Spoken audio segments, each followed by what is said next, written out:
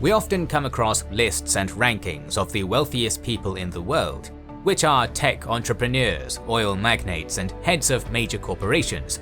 And since we're living at the times when the 1% is only getting richer, we could assume that probably the richest men of our days are the richest men in history.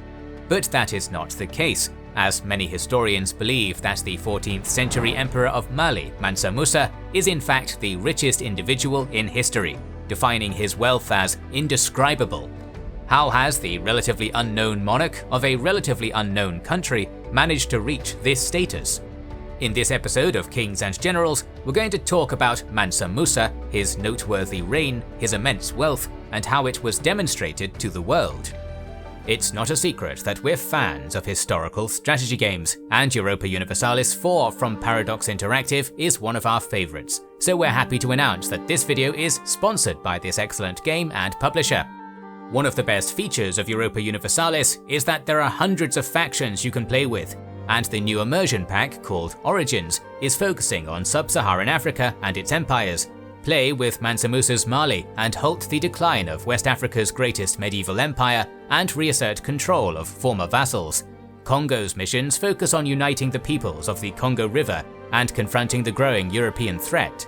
Adjuran is all about Indian Ocean trade, while Ethiopia needs to ensure religious unity and prestige in the Kingdom of Solomon while unifying the nations of the African Horn.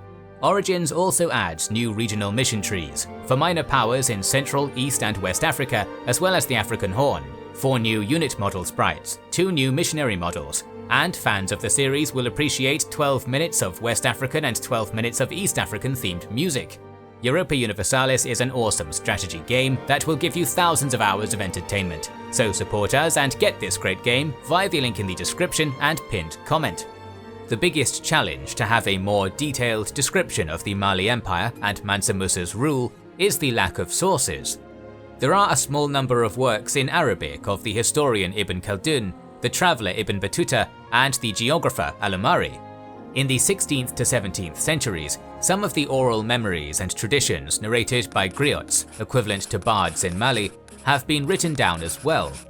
In the 15th century, Portuguese explorers and adventurers mentioned Mali here and there, but the best source available to us is Ibn Khaldun, which is still helpful in reconstructing the history of the Mali Empire and Mansa Musa's reign. The story of the Mali Empire is told to us by the Epic of Sundiata. According to the epic, Sundiata Keita was the son of the king of the Mandinka people. Upon the death of his father, his brother became the new king, while Sundiata was exiled to the court of King of Mema. But when the Mandinka people asked Sundiata for help to repel an invasion by the Soso Empire, 18-year-old Sundiata raised an army from Mema and defeated the Soso in around 1235 at the Battle of Kiriana, paving the way for the establishment of the Mali Empire and Sundiata Keita becoming its first Mansa, emperor or king.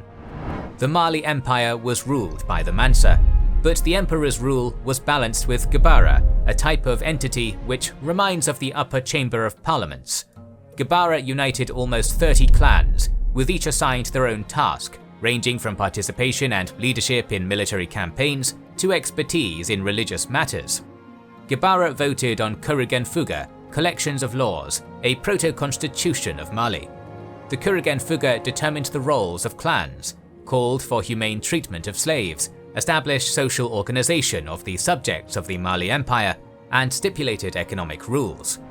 The Empire of Mali was very rich in resources.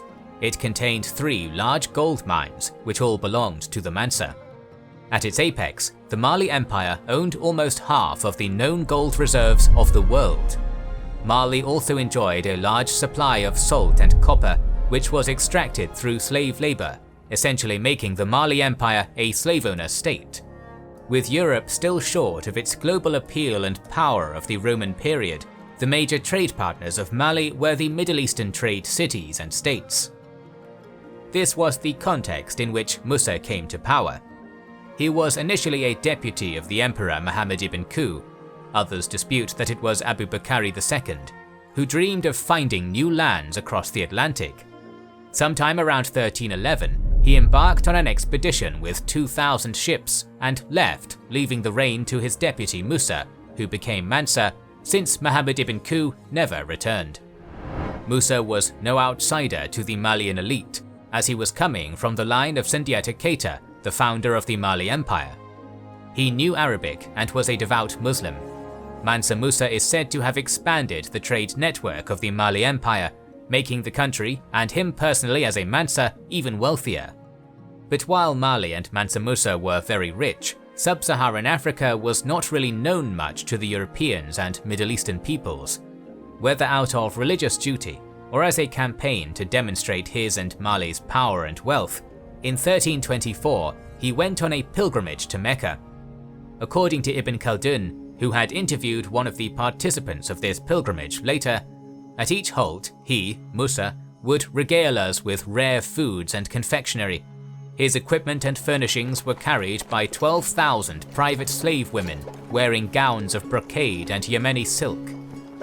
Furthermore, thousands of soldiers, members of the Malian royal court, along with tons of gold and provisions, accompanied Mansa Musa in his 4,000-mile pilgrimage to Mecca. Undoubtedly, it was quite a spectacle, a massive golden tent city moving through the desert. This was going to catch the attention of rulers of states through which Mansa Musa's procession was going. There was an interesting episode of Musa's visit to Cairo in 1324. According to Al-Umari, the Mamluk Sultan Al-Malik an-Nasir sent his envoy to invite Mansa Musa to his palace. The Malian emperor initially refused, stating that the sole purpose of his travel was the holy pilgrimage and nothing else. Nevertheless, Mansa Musa showed great courtesy and respect to the envoy, and offered gold and other valuables to be sent to the Mamluk Sultan as a token of his respect. Probably the biggest reason for Musa's initial refusal to see the Sultan was the fact that royal protocol demanded all visitors kiss the ground and the Sultan's hand. Finally, Mansa Musa gave up and agreed to meet the Sultan after long persuasion. When the moment of kneeling and kissing the ground came, he said, "I make obeisance to Allah who created me," and kissed the ground, managing to avoid disrespecting his host, while also refusing to accept the Mamluk Sultan as his superior. Mansa Musa flooded the Sultan, his court, the city of Cairo, and its poor with gold. So much gold that this most valuable commodity of that age had seen the decrease of its price due to high supply, causing an economic crisis in Egypt for over a decade. Overall, Musa's generosity during the pilgrimage actually hurt the region of the Middle East economically. The US-based technology company SmartAsset.com estimates that due to depreciation of gold, Mansa Musa's pilgrimage led to about $1.5 billion of economic losses across the Middle East. Some state that when Mansa Musa found out about the impact of his travel through Egypt, he tried to remove as much gold as possible from circulation in Egypt by buying the very gold he generously gifted to the people there. Lucy Duran of the School of African and Oriental Studies in London informs that Musa gave away so much of the Malian gold that the local griots were unhappy with him.